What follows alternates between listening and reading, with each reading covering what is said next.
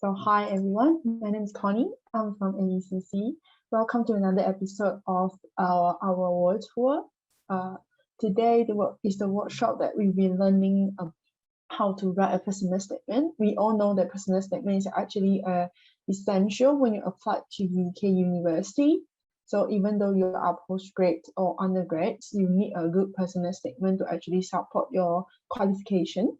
So before that, I would like to make a small introduction about our series. So for this World Tour series, AECC Global have proudly collaborated with 37 institute partners, involving more than 90 universities across 4 countries, Australia, UK, US, and Canada, to help you to understand what you'll be studying in the future. So if you are confused about what to study or where to study, what to prepare, everything in the future, so whether you want to look for a credit transfer, pre-U, undergrads, or graduate pathway, this series is more definitely for you.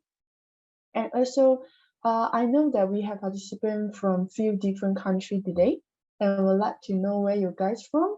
Could you please type in the chat box in the city that you are currently in, so that we know where you guys from?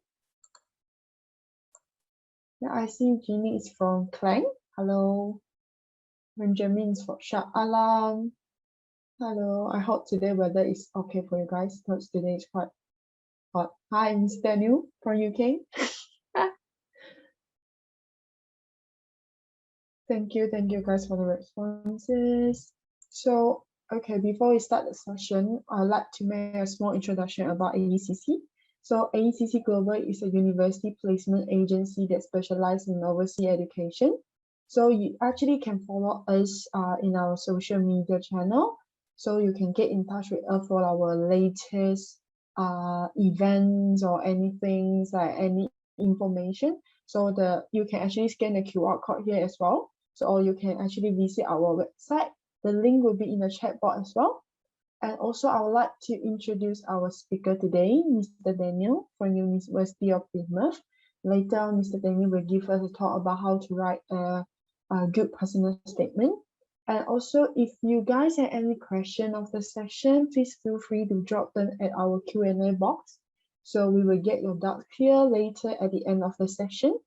And also at the end of the session, there will be a short survey that only have 5 questions, and there will be a special prize for it. So please stay tuned until the end of the session. So without further ado, we can start our session. So I will pass this session to Mr. Daniel. Thank you, Connie, and nice to meet you all, or meet you anyway. My name is indeed Daniel. I work here at the University of Plymouth, here in sunny southwest England. Am I here to talk to you about the University of Plymouth today? No, I am not. I'm actually more a representative of Education UK or Universities UK, really, in that sense, because I'm trying to give you an idea about personal statement writing for applying to a UK university. Okay, that would include the University of Plymouth, but not just that.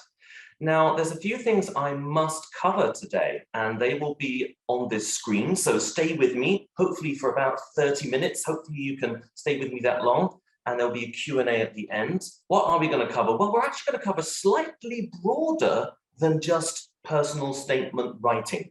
Why? Well, if we just start straight away talking about personal statements, we've missed all the important stuff before it, which is the preparation.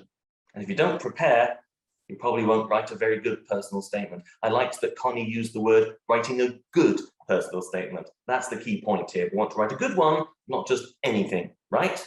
Good. So what are we going to cover today? Well, we're going to just remind you, if you're not sure, why the UK might be specifically interesting for you to go to university. The why that is linked to this conversation is important too. Why is that linked to personal statements? There's something about that. You'll see it in a minute. Then we're going to get into that. What should you be thinking about, researching, and doing before you actually write that personal statement, indeed, before you apply. Then we'll get into the application bit itself. It'll be a brief whirlwind introduction to the application system here in the UK. Don't worry, don't panic, it's not that hard. You'll be fine, stay with me. And then, of course, finally, we're going to get into the personal statement piece. And that will be the culmination, the goal, the focus towards the end of my talking bit. And after my talking bit, you get to ask me some stuff if you like. That's the Q&A.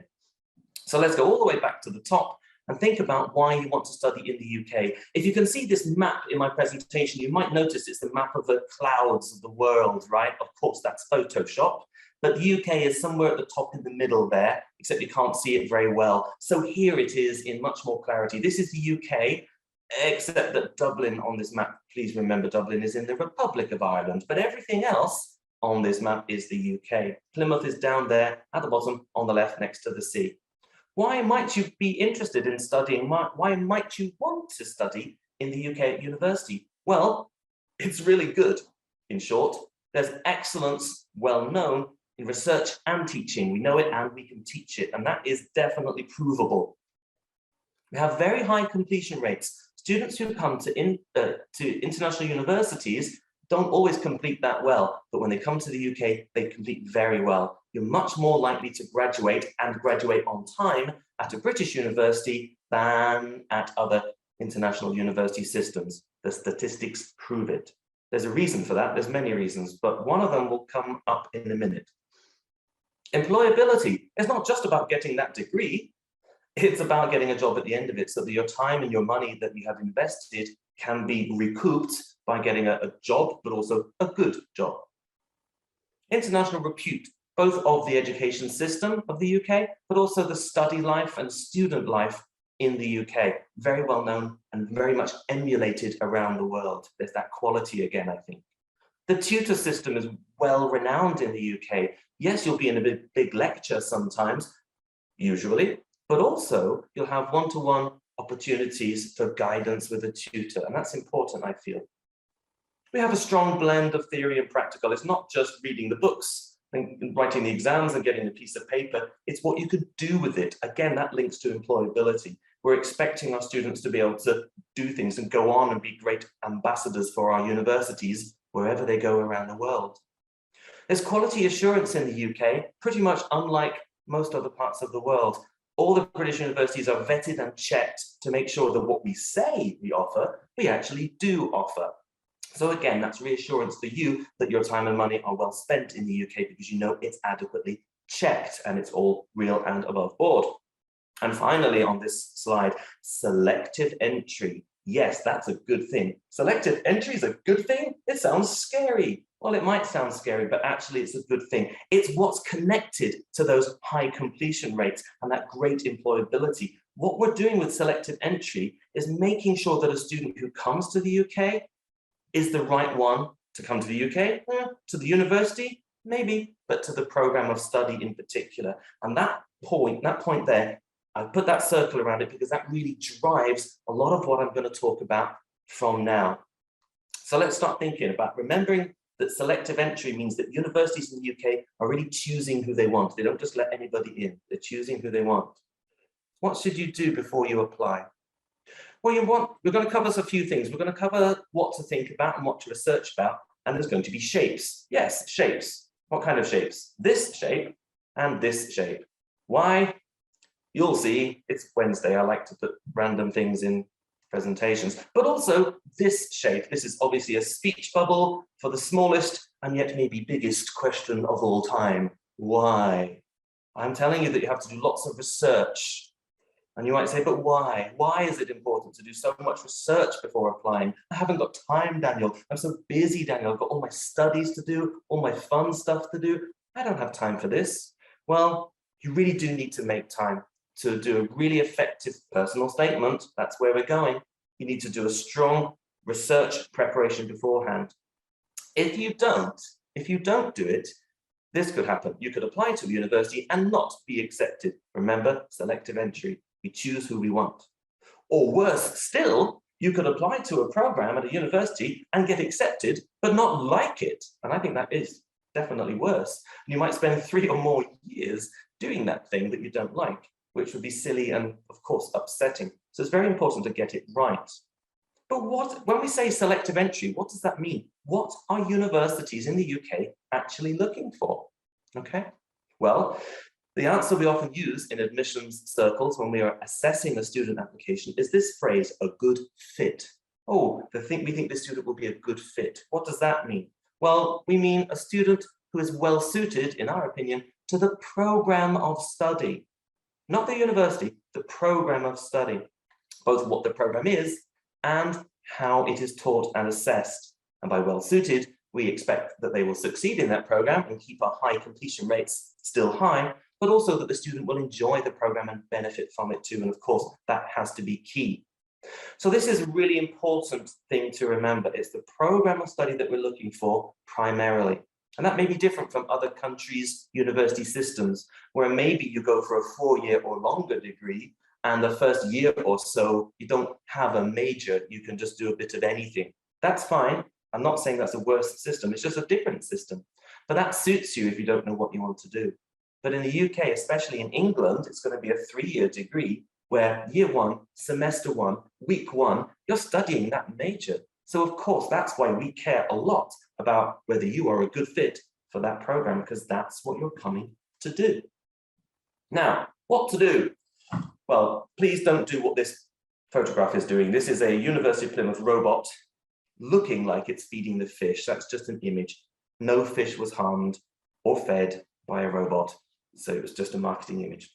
What to do? Okay, some key things here, but I'm going to highlight some key points. Research your options, plural. Keep your options as open as you can at the start to help you have a wider range to compare.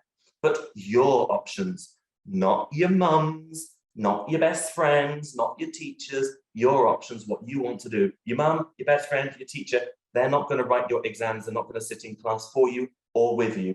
It's you. So make sure it's what you really want to do. As I mentioned earlier, focus on degree program before university when you're applying to the UK, because that's the key thing. You'll be doing that from semester 1. Focus on degree content, not just the title. A media degree at University A might be very different to media degrees with the same title at University B, C, D, E. It could be multimedia, it could be web design, it could be animation, it could be film, it could be journalism. It could be very, very different. So if you just go by title, you could be rather upset if you got to the wrong place to do the wrong thing. And please start early. My least favorite question, I get asked a lot, my least favorite question is, hey Daniel, when is the deadline? I hate that question. I hulk out because when is the deadline implies how late can I leave it? That's not a good idea. So start early, as you are doing by attending this today, I hope. Okay, well, what about what not to do? Well, I suppose there's lots of things you could not do, but let's not go there. But at least let's say this, don't bury your head in the sand. It could be quite overwhelming, I get it. The good news is there's a world of information out there, it's called the internet. The bad news is there's a world of information out there on the internet and it could overload you. It can trip you up and you might want to bury your head in the sand. Please don't. Let's think about a few little ways, a few things to focus on today to get you started and avoid that situation. Okay, we're still prior to applying yet. We haven't got to the personal statement yet. Don't worry, we are getting there. I'm just trying to give you some ideas, things you might want to ask yourself, things to remember, things to do, so that when you get to the application, it'll make more sense and it'll be a lot less stressful. Hooray! So you might want to think about degree types or award types if you prefer. You might have heard of some of these, a BA, a BSc, a BEng. What do they mean and are they different?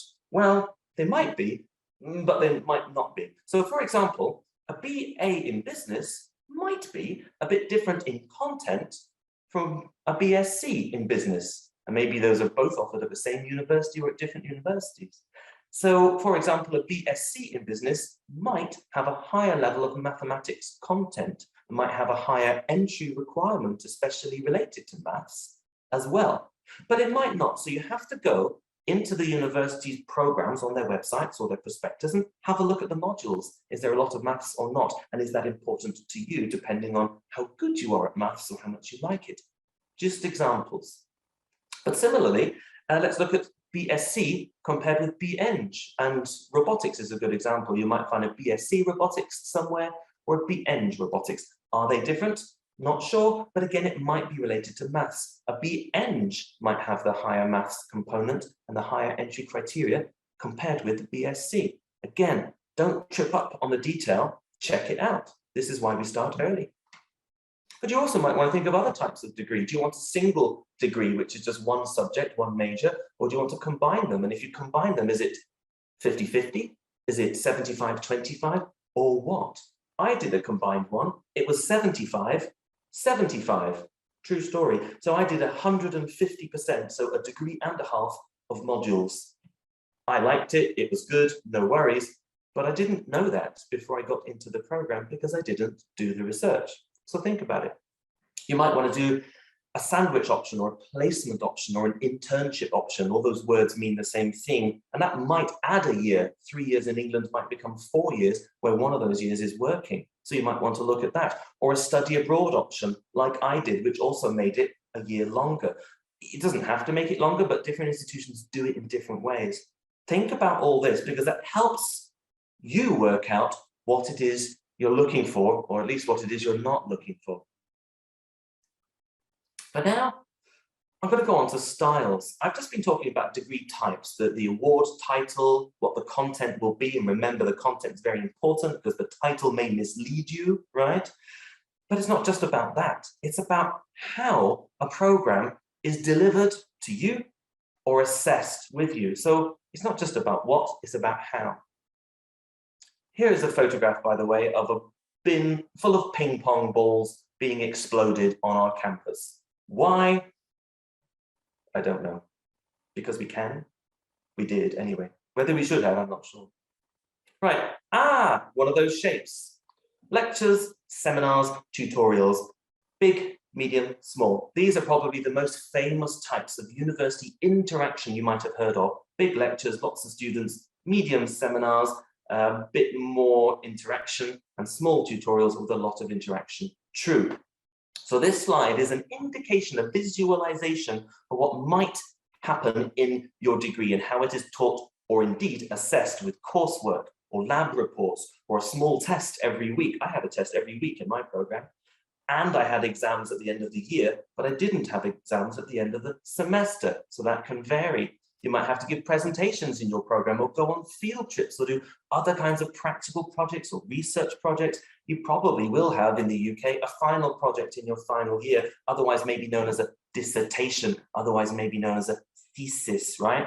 And then those internships I mentioned earlier, the study abroad I mentioned earlier, plus the all-important self-study to knit it all together. Now, this is just a random example of what your degree might look like at this program in biology at University A.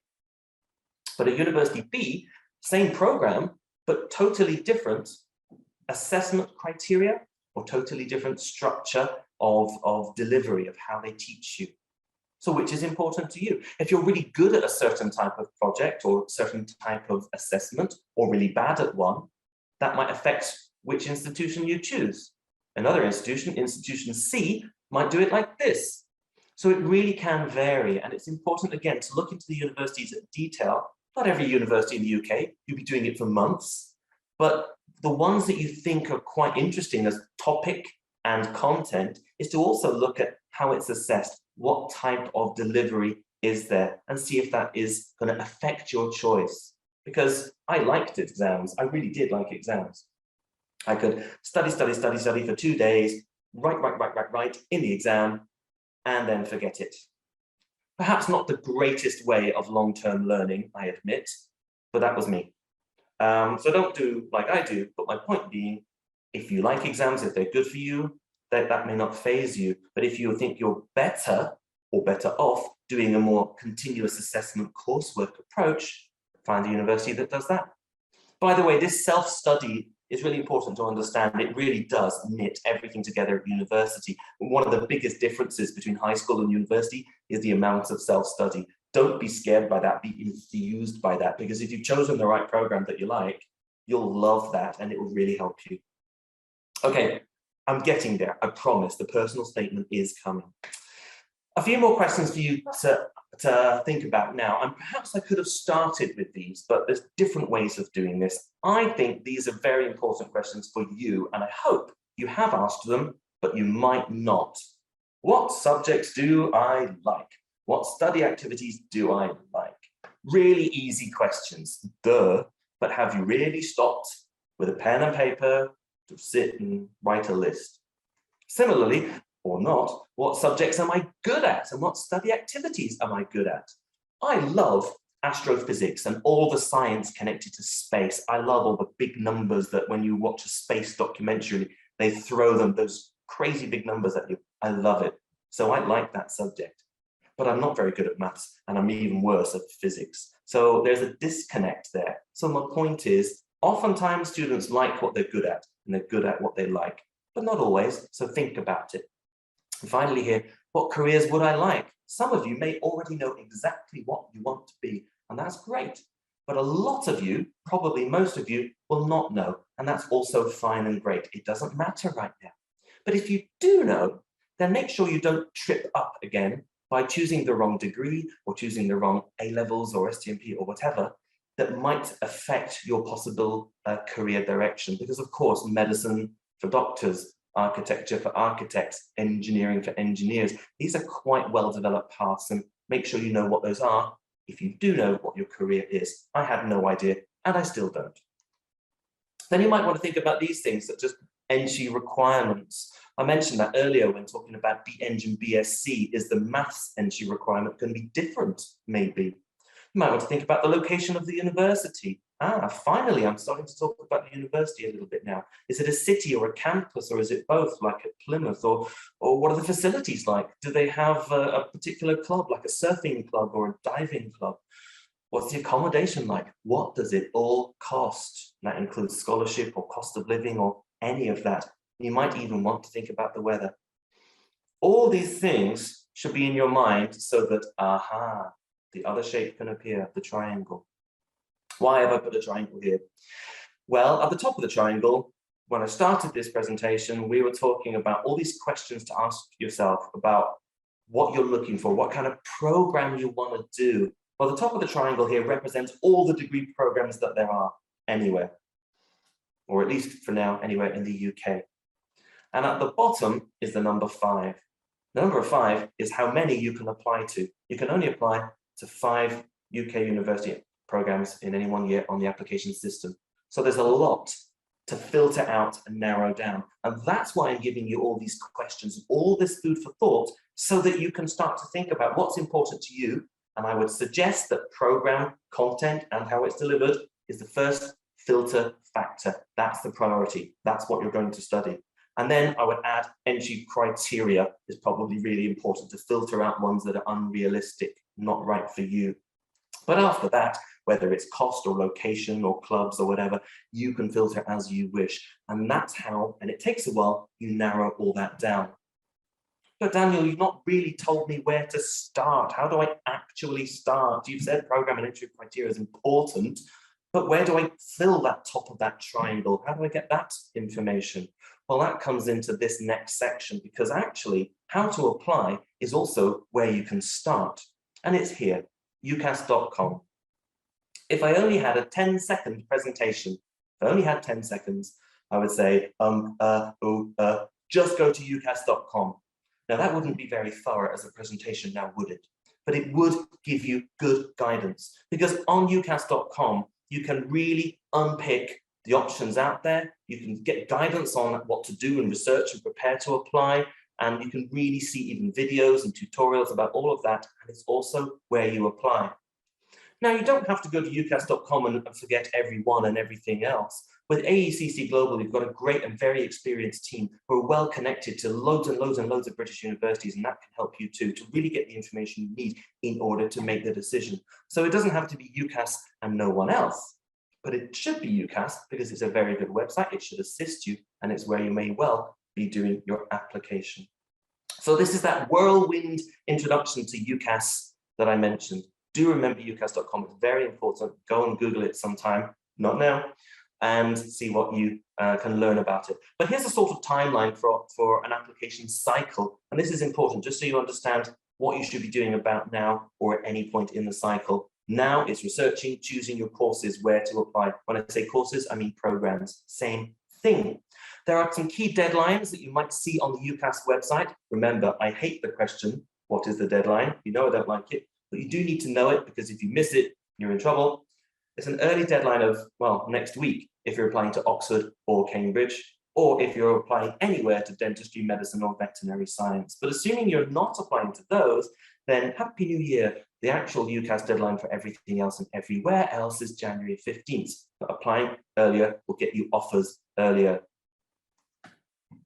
Once you get your offers, they'll either be conditional or unconditional. Many students worry about that or are confused by that. What does conditional mean? Well, usually conditional is given to you if you've not finished school yet. You haven't got your results yet. So we might say, we will give you a place on this program if you get ABC grade or whatever. And unconditional is usually if you've already finished school or you've already got your results. We're not waiting for anything. We know that we can accept you. We might reject you at that time, but if you've done your research properly to fill the triangle and filter down the triangle based on what will be a good fit for you, then of course, you're not likely to get rejected. You'll probably get all 5 places you apply to giving you an offer. Remember, you can only apply to 5. So at that point, we might do an interview as well, or some universities might. It's probably Zoom. Into the late spring, early summer, you've maybe got 5 offers, but you can only keep 2.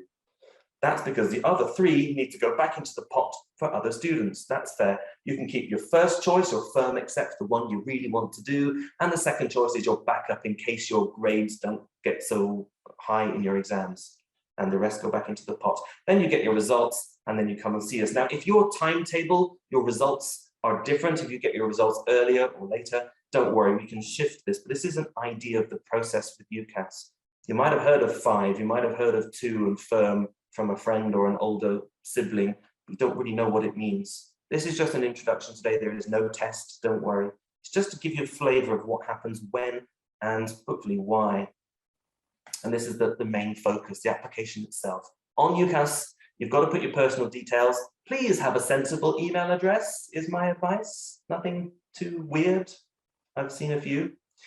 And your details of the schools you are attending or have attended.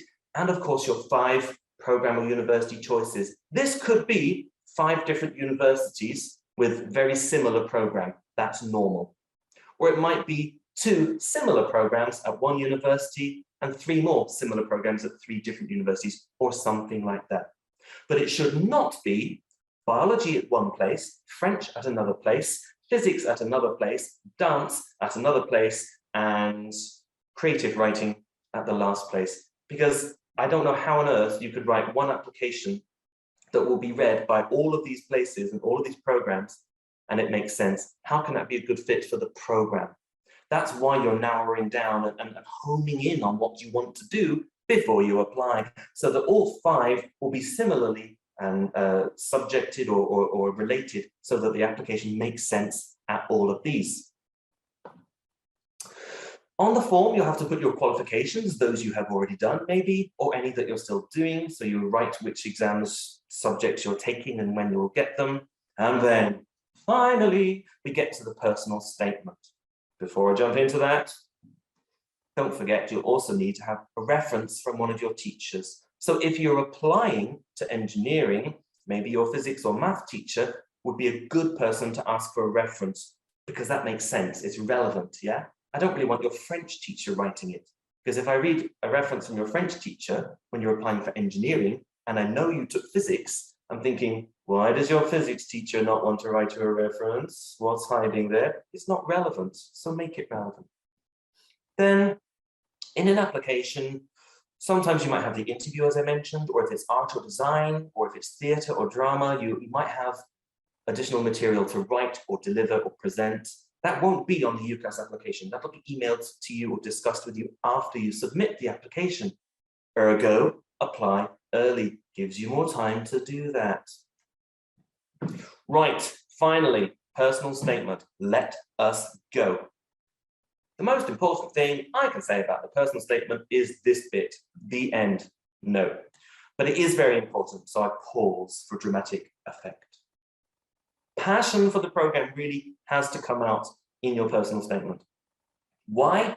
Well, I have read thousands of personal statements. But that was when I used to work in an American university system. I used to work for American University for about 8 years, and now I've been working in British university system here at the University of Plymouth for about 13 years. But for those 8 years, I read a lot of personal statements. And in these 13 years, I do read quite a lot, but it's not my decision anymore. I don't accept the students. The person who reads your personal statement in a British university probably also teaches and runs that program at that university. So they have a passion for that program. They want to know whether they want you in their class. And if there's no passion, no interest coming out of the personal statement, why would they know that you like it? But here comes some other points. Relevant studies, relevant extracurricular activities, relevant personal qualities, relevant career exploration, if you have it, such as shadowing, work experience, voluntary, etc. I keep saying relevant a lot, don't I? Well, again, there's a couple of reasons, but one is that I told you, the person who reads and decides on your application may well teach the program. So they probably don't care too much if you're captain of the ultimate Frisbee team.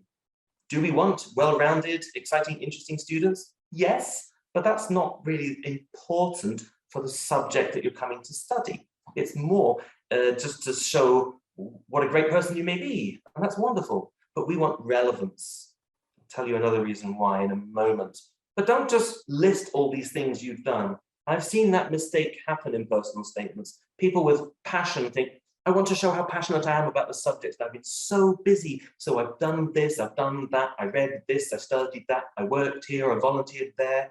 Boom, boom, boom, boom, boom, boom, boom. The end. And we think, yeah, but did you connect in your mind, and can you show us that you really understood what you were doing and why you were doing it, and show how that develops you towards this study and this career? Where's the proof? So this is the point.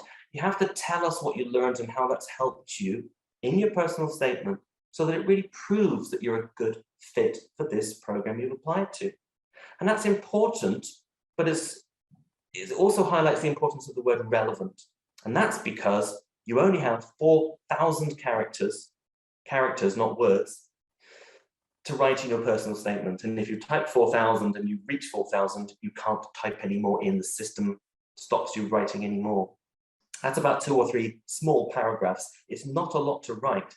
And actually, to get your passion and your proof and your explanation all in there, it's quite a challenge. That's why you're going to have to be concise. Hence, I kept saying relevant, relevant, relevant, because otherwise you're wasting characters on non-relevant or irrelevant stuff. You haven't got the room. So be concise. Write it once, it'll be too long. And you'll go, it's 3 times too long.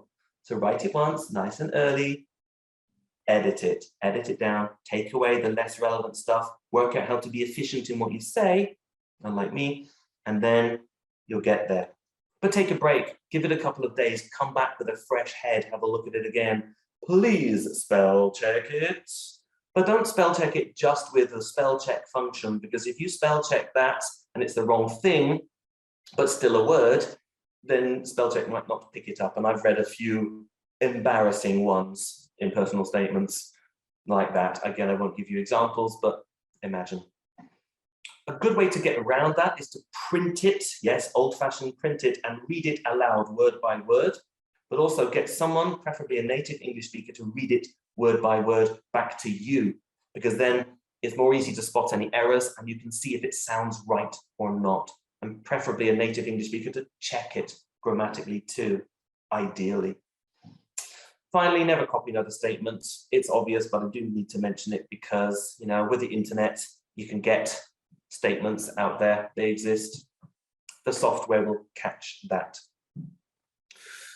Okay, well, we've come a long way in 31 minutes almost. And just to get to this goal, really, and there's really the previous slide, which is more important, that passion and the proof, keeping it relevant is really important, because that's really your best chance. Be infused by this time. This is probably the best time of your life right now, where you've got the most choice ahead of you that you can control. You can work out what you wish to study and hopefully where you wish to study it. and also you can control what you say about you in relation to that to us universities. But you can only do that if you've really researched properly, asked yourselves the right questions about what you should be thinking about, which things are interesting or not, right for you or not, looking into the content of the programs, but also how they're taught and assessed, how easy is it to get in, and then think about whether it's a campus or whether there's a scholarship or whatever else is important. And you've really prepared further by asking questions to yourselves or to the institutions to really understand your medium list, which is still not 5, maybe 10 programs, to really narrow down what suits you down to your 5 application choices. And that means that when you do apply, as I said earlier, that one personal statement will have well, a lot riding on it, but actually it'll be a lot easier for you to have written, because you'll be sure that all of them are a good fit, and you'll be sure that you can prove that to us too. And that's kind of the whole point. So to go back all the way to the beginning, we started today to talk about a personal statement, and I did hopefully get there eventually, hopefully soon enough for you. But I hope you'll also realize that it's almost the culmination of the whole process. And if you jump straight in at the personal statement, you're going in blind. And if you get a program that suits you, great, but that might just have been luck. So the more you prepare, the more you research and compare, the easier it'll be. And a lot of students get stressed by personal statements, but I really believe, and I've seen evidence of this, students who've done this, that if they do prepare and research well, it's actually quite an enjoyable process writing the personal statement, and it's not stressful either, and it succeeds. Okay, I'm going to stop talking in a minute. Hooray! I hear you shout. Before I do, I'll just leave up one brief slide about the University of Plymouth, not because I'm here to tell you about Plymouth today, but because you may be curious. But I'm not telling you lots about it because today's session is not about that. You'll do your research, and if we're on your list at the top of the triangle, or still on your list at the middle of the triangle, and if we're still on the list when you get to the 5 at the bottom, great. But if not, then, well, also great, because that means you've chosen what's right for you. But we're a big university. We offer most subjects across businesses and sciences and engineering and healthcare and humanities and arts. So we offer most things. We're not in London. We're far from London. Up to you whether that's good or bad. I know what I think. We're a big university, so we've got loads of great facilities and clubs and societies and la, la, la, la, la. But that's not important because I've told you about program focus first. Okay, if you want to screen grab this or just be in touch with my fab colleagues at AECC Global, if you want to reach out to either myself or to my colleague Jeannie, who's also online today. She's based in our international office, but down a very long corridor all the way there in KL. So we work together, but she's nearer you than I am right now. You can always reach out to us or do our wonderful virtual tour. That's fun to look at the campus if you like. If not, it doesn't really matter. Today's session's been about personal statements. I hope you found it useful. I'll stop sharing now and see if there are any questions. Thank you. Thank you, Mr. Daniel. Hi, so I think that's a wonderful, because for me myself as a UK graduate, I think it's very important that we actually know that before we put in application, because we know UCAS is quite tricky sometimes. So Yeah. it's actually good to know before students actually make up their decision, because you only get, the deadline is there. So otherwise you have to wait for another year, which is most challenging, yeah. I think so. I mean, UCAS is actually quite a good system in my opinion, but it's best serving you when you don't leave it till last minute as a student, or indeed as an agency assisting a student. It's best that you do all the research and preparation nice and early, so that the question or the concept or the stress of deadlines just do not enter your mind, because you've dealt with it in plenty of time, and you really do have plenty of time. The kind of things I'm telling you or suggesting that you might want to do, it's thought processes, it's a few lists to write of long lists of things you want to start with, and then a couple hours here or there over a few evenings will help you shape down your medium list, and then you might want to send a few emails to find out more. Then, a couple of weeks for all those emails to come back in those discussions, and then you're pretty much ready in theory. It doesn't have to be too taxing. Yes, Agree. Thank you for sharing. We have plenty of questions here, Right. so we can go through. So there's a student asked, is there any different writing personal statement for degree and master programs? That's a good question. I don't believe so, in my opinion. I've read personal statements that for students writing for a bachelor program who are very, very mature as students. They've really thought it through, they've prepared well. And I think, well, if I read that for a master degree application, it would still be good. Sometimes a master applicant has more work experience or maybe more life experience, maybe, depending on their life history.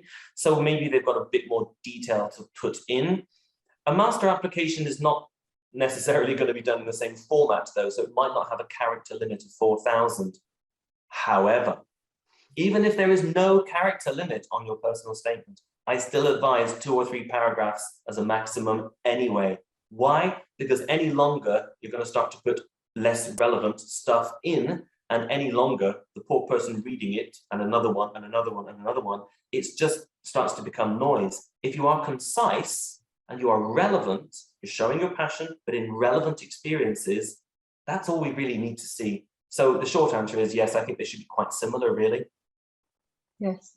I think we'll answer the next question as well, because the next question is, does it matter on the words counts in terms of writing a personal statement? Does it matter on the word count in terms of, does it matter? As I've said, if it's UCAS, it does, because if you go over 4,000 characters, the system won't let you type anymore, even if you're halfway through a word. So that's why you do it offline first and count the characters and edit it. If you're doing UCAS and you do it a lot under 4,000, if you manage to do it in 2,000, okay, but I think that might be a challenge to do it well. So I think you should be able to fill it with relevant stuff and get close to the 4,000 maybe. If it's for PG, like I said, you know, word count is important if it's too many. I've worked for institutions in other countries, as I said, where there was no limit. And I honestly have been given 6 or 7 pages long personal statements. You can imagine that can't be too relevant. I feel I know this person very well and intimately, like my best friend. That doesn't really mean it helps me or them that much. Concise is key, please. Thank you, thank you. Then the next question will be, does all university require a personal statement, even diploma? I can't actually speak on behalf of all universities, but I can say, I think it's fair to say that personal statement is important for 2 reasons. It's important for most institutions to decide whether we think the student has thought about it and really researched and understand what our program is, and are they going to be that good fit? So it's important in that sense. But also the second reason is I think it's actually important for the student. The writing of the personal statement, and indeed all the preparation before that, is indeed honing your mind in on what you do or don't want to do. And that process is really helpful to make sure that you are making the right call and you're choosing the right thing for you. So I think it's important in that sense. Of course, certain very, very competitive institutions or competitive programs, they may have other things that they pay a lot more attention to. The obvious example would be medicine. So at Plymouth, we don't even promote a medicine program because it's heavily oversubscribed with applications. But personal statement, I'm not saying it's not important, but the UCAT is the primary concern as a filter factor for us. So how the students are doing in the aptitude test for medicine. So yeah, but those are kind of the exceptions, really. I think the majority, from my experience of other institutions I've traveled with and worked with around the world over the years, will indeed put a lot of attention and importance on the personal statement. And we've even done joint workshops on personal statements together in schools we visited around the world back when we used to get on planes. So yeah, I think it's important. I would say that. Thank you, thank you. So the next question will be, do I need 5 different personal statements from 5 different university applications? Good question. The answer is no. You need 1 personal statement which is put into UCAS, and that personal statement is automatically sent via UCAS to all 5 institutions that you have applied to. So don't make the mistake, as we occasionally see, where one student has written a personal statement and mentioned a university's name. Because then that university might be happy, but they might think, oops, epic fail. But all the others are definitely going to say, oh, well, you're clearly not that prepared and you're clearly not that motivated to want to come and study with us. I don't think it matters too much, if I'm honest, but I want to say, remember, that's why we're choosing 5 programs that are related to each other when you apply, so that your one essay will make sense. You're expected to write only one personal statement. I think that's a good thing. I know other systems where you have to apply direct to each institution and write another personal statement. Sure, you can edit it and amend it, but you still have to do that. UCAS, no. It's one, it's efficient, and if you've done the research, it'll make sense. It'll be fine. Yeah, thank you. So next one would be, must I write a separate personal statement if I'm applying for 3 different courses? For example, Bachelor of Law, Bachelor of Commerce, or Bachelor of Communication? That's a slightly tricky one for me to answer without not really knowing the student in question here, because on the one hand, I want to say, of course, if you're applying to the UK, you should have some idea what you're going to do, because your UCAS application will be one goes to all, right? So if you've got 3 very separate things, like I said in my presentation, if you do biology here, French there, how's it going to work? How's the personal statement going to work? You're going to write one. So part of me wants to say, try to work out, if you can, and narrow down before you apply what it is you're applying for, so that then your personal statement will work. Or at least in the examples just given there, they're not totally different subjects. So you might find a personal statement with common ground or common experiences around law and commerce and culture, or you might find a common ground in a personal statement that works there. But I'm always a bit nervous there, because I always think the student might not know what it is they want to study, and that needs to be addressed, because you might end up getting accepted into one of them and thinking, great, I'll go there because they've accepted me, but it might not actually be one of the ones you really wanted. So that needs to be unpicked a bit more. Yeah, okay. So the next one will be, what if I'm only good academically and I don't have any good extracurricular record? Will I lose my chance?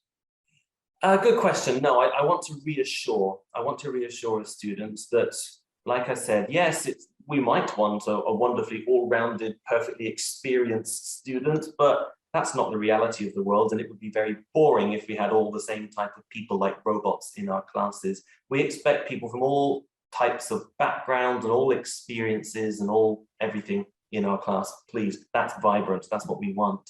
So in my workshop or my presentation, I wanted to say, if you have relevant experience, include it. But if most of your experience is related to academic, that's okay. You have what you have. Don't make stuff up. Don't put things in there that you didn't do. But in that scenario, if you're focusing on the academic, try to give us a couple of relevant examples, such as relevant subjects or relevant projects or relevant, could even be a club or society, but you may say, well, that's extracurricular and I don't do that. But even if it's just academic, there will be relevant subjects and projects you have done, I am sure, that you can talk about what you did in those projects, why you liked them. And if you've researched the universities you're applying to, you'll already have chosen ones, I hope, that teach subjects that you're interested in. So you probably can make some good connections of related things you've done and to the things that we're teaching. Focus on that and don't worry what you haven't got. In some super competitive scenarios, again, like your medicines or your dentistries or things like that, they might have queries on that, but to be honest, they need academic ability above all else. So don't worry, it's okay. Yeah, so the next question is, the student asks, what if I have missed the deadline for UCAS? Okay, if you have missed the deadline for UCAS, well, you can't have for next September because it hasn't happened yet. But if you are going to miss the deadline, there's a thing called UCAS Extra where you can pick up programs available. So it's not game over. The door does not slam shut in January, and some institutions will take direct applications through agencies anyway. So there are other avenues to pursue. Again, I don't wish to stress anybody. But at the same time, I think deadlines have an importance. I don't like the question, what is the deadline? I've said that 3 times. But I think they have an importance because they focus the mind and they get you started on the research and preparation and application process earlier. Remember, the sooner you apply, the sooner you'll know which of the 5 places have accepted you. And then more time you have to decide between those to find out which of the 5 will be kept as your 2 and which of the 2 is most likely to be the one that you'll go to. So yes, there's UCAS Extra, and if you go to ucas.com, you can figure all that out, or you can speak to AECC Global after the 15th of January and see what your options are. But even then, I would say, don't leave it until May, June. Those applications are always a flurry and a fluster and a panic, and it often involves stress and late arrivals, which nobody wants. So nice and early is definitely the mantra. Thank you. So a student asks, can I only apply for 2 or 3 university, or must I apply 5 uni? Good question. You can only apply to 2 or 3. You can only apply to 1 if you like, but I think that's a little bit of a risk because all your eggs are in one basket. 5 is the maximum, 0 or 1 is the minimum. Thank you. So another one is, what is the ideal number of references from my teacher needed for the application? From my experience, it's 1, but it's possible there might be programs which require 2. Certainly in master degrees, sometimes they request 2 references. 1 may be academic, 1 may be professional, for example. But that could be case by case. But on the UCAS application, it's pretty straightforward. The teacher puts their reference into the system as well. Yeah. Thank you. So another one, do you check for plagiarism?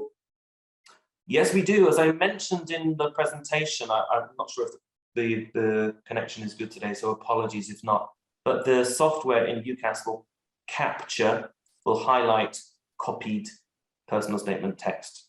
Yeah, so don't do it, because if it's caught, you'll actually be excluded from all 5 of the choices. Yeah, so that's kind of game over. It's a needless thing to worry about, because you just don't need to do it. How can a personal statement be yours if someone else wrote it? How can it prove you're a good fit if it's not you? So like I said, if you enjoy and really get into choosing programs and choosing universities with those programs, you'll enjoy that. The personal statement, the only difficulty might be to edit it down. That's a challenge, but it's not hard. You'll be okay. Start early, you'll be fine. No need to plagiarize. So another one is, have work experience is better, right? If I have good career experience, but my result is not that great, will it affect my application? Well, I would, to quote Loki, I consider experience. And I think things you do and succeed in, but things that don't quite work out for you, if it's academic, but then you can rebound from, is good experience too. So we have seen applications from and accepted applications from students whose grades might not have been exactly where they wanted them to be, but their work experience or what else they have done since that to kind of improve and get better and show them to be a good fit despite the setback, that can work just fine. You know what, sometimes experience is a really good teacher, and if you've had a setback and you come back stronger, that's a huge motivator, and that can really drive greater success in future. So of course, we want to know that a student can succeed. And if a student had failed a lot of things, that's a big question for us to unpick to make sure that we think they are a good fit. And if we do accept them, they're going to be okay to start and finish their degree and not waste their time and money too. So that's important, but we do look at the whole piece. Of course, we should. That's what we want. We want to know the full story. Thank you. So another student like to know, I'm interested in marine related sciences, but in my high school, there's no relevant teacher, subject, or even curriculum. Any advice for this? Yeah, sure. Again, I don't know the full detail here, so I have to be a little bit general.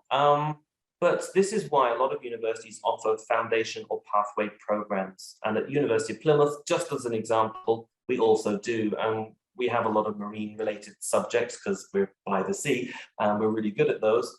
But we are also aware that sometimes in certain school systems or certain schools, you might not have been able to do biology or chemistry or the kind of things that we would want prior to coming to us. So in that scenario, I would say there's probably 2 main choices for that student: either to go to a college or a school over there where they are and get those kind of subjects done at A-level or IB or something, or to go to an institution in the UK already that has such a pathway and do it there. So if that student were interested in us, they would come to us for our pathway foundation for about 2 semesters, so 1 academic year, and they would get the biology and the chemistry and the study skills that were missing under their belt, and then come on to the degree the following year. Sure, it takes longer, but if you need it, you need it. Yeah. So another question is there any advice that you can give for finding our own interest of study? Well, yeah, kind of the stuff I was saying way back beyond in all those slides before I start showing you timelines and shapes. I was really trying to say, ask the really important basic stuff. What do I like? What am I good at? Ask your mum and your best friend to write the same list for you. What do they think you like? What do they think you're good at? Start there.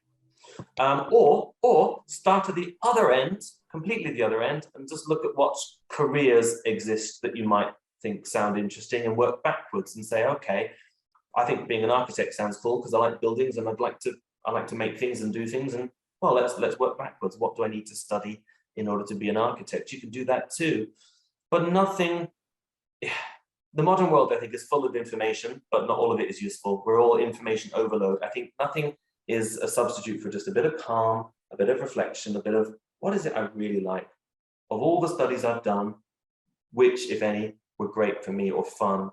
Start there. You've got to start somewhere. Start with yourself.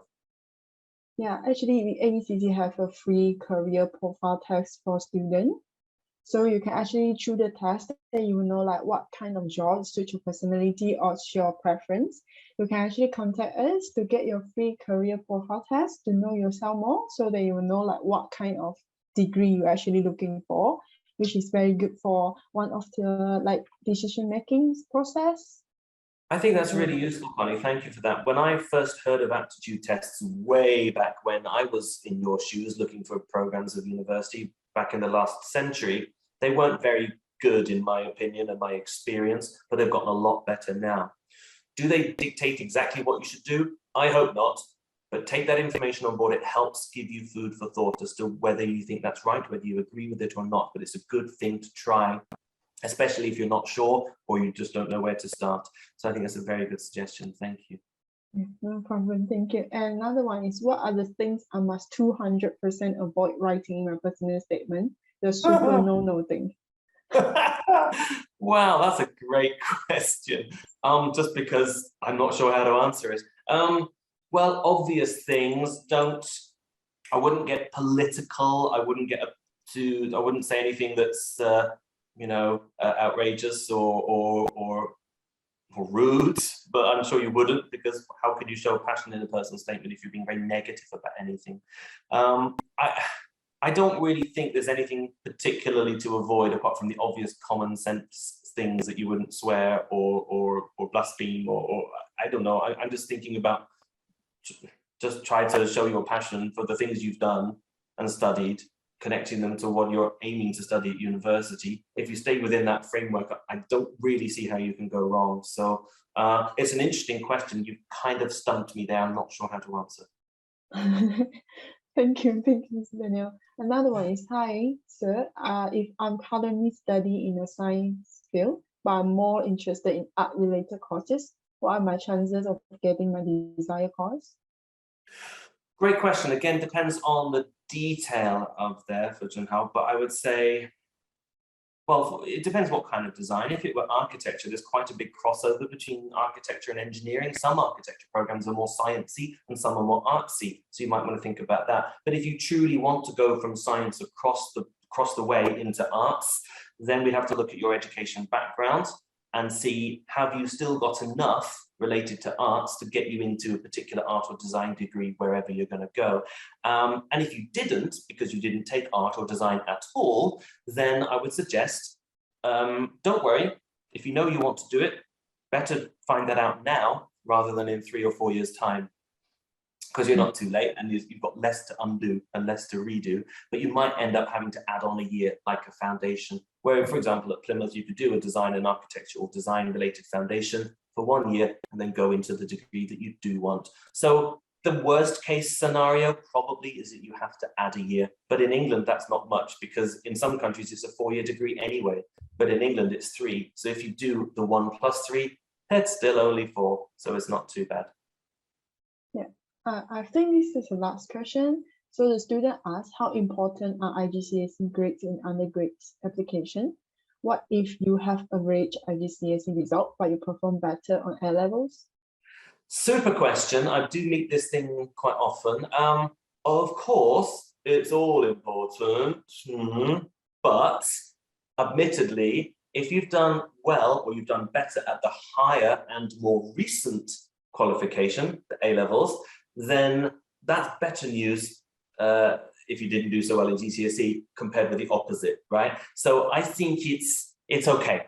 And I think, okay, there are some programs, the super competitive ones, where they might want you to have A grades in all your IGCSEs and A grades in all your A levels because it's that type of program or that type of institution. But for the vast majority, if your A levels are looking good, we'll care a lot less about the IGCSEs, with the exception maybe of the English and math, which probably need to be a C minimum in both cases at many universities. That's a little bit too much detail, case by case that. But in short, A levels would be more important, so don't panic too much. Yeah, I think that's our last question. Thank you, Mr. Daniel. I think writing a personal statement also give you like to know whether you really like that course. So it's like when you write it, if you can write about your passion about the course, maybe you're making a right choice. But if you don't know like anything to write, maybe you can reconsider about your choices as well. So I think the personal statement is actually quite important when you do your decision making. So thank you, Mr. Daniel, for sharing to us like how to write a good personal statement, and also like how to put in application, how to apply your passion. It's really helpful, informative. So yeah. Thank you. I just want to say thanks. I've seen a couple of quick questions coming in. Can I resubmit a personal statement if I realize there's mistakes? Shame you only realized it before you submitted, but if you did, then just reach out to the institutions and ask if they want you to do anything else, but they probably won't unless it was major. I wouldn't worry too much about it. Another person said pathway foundations and that kind of thing. Will you need a personal statement for the foundation? It depends by the institution. Some of them will ask for it, some of them will not. That's case by case. And then will we share the presentation afterwards? No, I don't actually. I have to keep all this proprietary. I can't even say it. I don't, but if there's any particular questions afterwards, then students can reach out to me. I think this is being recorded anyway, so you're covered. Yeah, maybe later you can actually contact your counselor, or we will upload to our YouTube channel, so you can follow our YouTube channel. So thank you again, Mr. Daniel. So before we end the session, I would like to share something also quite exciting. So let me share my screen. Can you all see my screen? Yeah, thank you. So I bet a lot of you guys actually heard about PTE.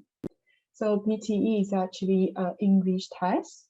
So we know that English requirement is very important when you go like put in applications. This is one of your requirement for getting in the university, even your postgrad, foundations, or undergrad. So actually, what is the PTE? PTE is actually another English test named Pearson. So it's more fair. Reason being said that because it's the only computer based, because it's powered by AI, and also it's very fast. Like most result you can get is within 2 days, and like I say, because it's powered by AI, so it's more secure. So we'll be in a very secure environment with multiple applications, so that it's more secure compared. And also most of the university around the world actually recognize PTE. Like 99% of university in UK actually recognize this, even visa or scholarship. So it's actually another good choice for you. And so you can actually download the app to get the free test samples, or you can actually use our code, so you can get a 10% discount. So, and that is a very exciting news for our Indonesia student. So if let's say you applied to in a UK university with AECC in January 2022, you can actually get a cashback of rupiah 6 million. So you can, for more information, you can actually contact our Indonesia office. Contact will be end of the session. So the next one will be our Thailand student.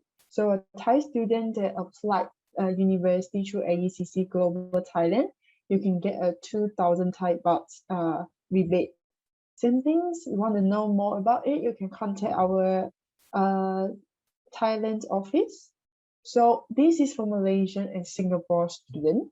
So like I said, there will be a survey at the end of our session.